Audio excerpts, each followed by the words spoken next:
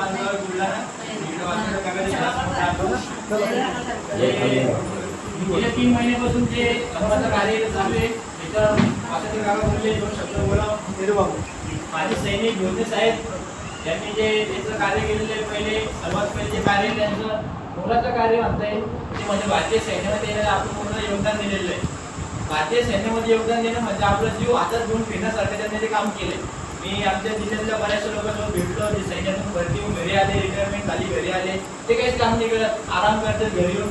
पण ज्यावेळेस काकानं सांगितलं की भोजने साहेब तिकडून नंतर पोलीसमध्ये पण लागले, म्हणजे देशप्रेम एवढं मोठं की तिकडून येऊन डबल ड्युटी करायची. अन्यायाचं जे पोलीस लोकांचं पहिलं काम काय असतं की अन्यायाचे अन्याय होते तिथे कोण काम करते, पोलीस लोक काम करते. समाजामध्ये पण तसंच असतं. ज्यावेळेस आपण एखादी गोष्ट करतो त्यावेळेस भोजने साहेब समजा पोलीसमध्ये होते, त्यांनी त्याच वेळेस पण देशाची सेवा केली आणि जे तिथून पण रिटायर झाल्यानंतर एखादा व्यक्ती जर दुसरे असते त्याच्या जागी दुसरं व्यक्तिमत्व असतं तर त्यांनी ते घरीच राहिले असते.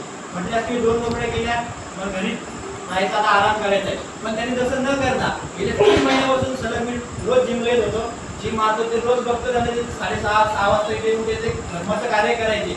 या वयात एवढं मोठं महान कार्य करणं काही साधी पूर्णाची गोष्ट नाहीये. माणसाला या वयामध्ये उठणं बसणं लवकर होतं. पण ते माझे सैनिक ते कितीही म्हातारे झाले तरी ते यंगच राहतील, भारताची ते तरुणच राहतील. त्याच्यावर एक शेर सांगतो.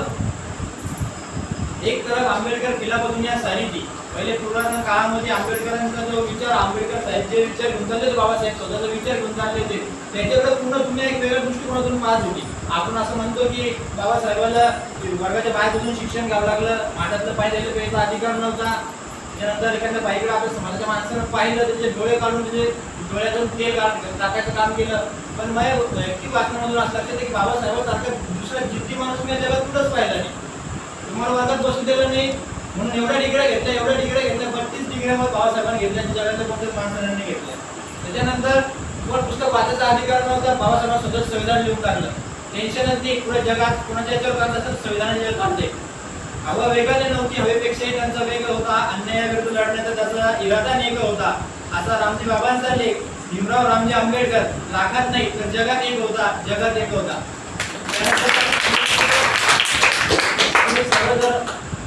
आपण या ठिकाणी ज्यावेळेस आपण आलो त्यावेळेस आपण मी बघितले सगळे यंगच लोक होते.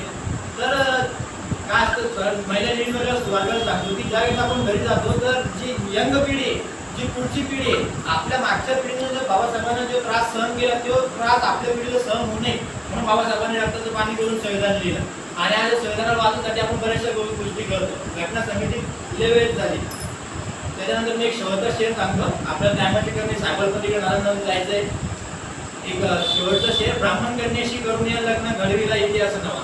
अरे ब्राह्मण कन्येशी करून या लग्न घडविला इतिहास नवा. म्हणूनच सारे ब्राह्मण मंदी माझ्या भिवाला जावंय बा.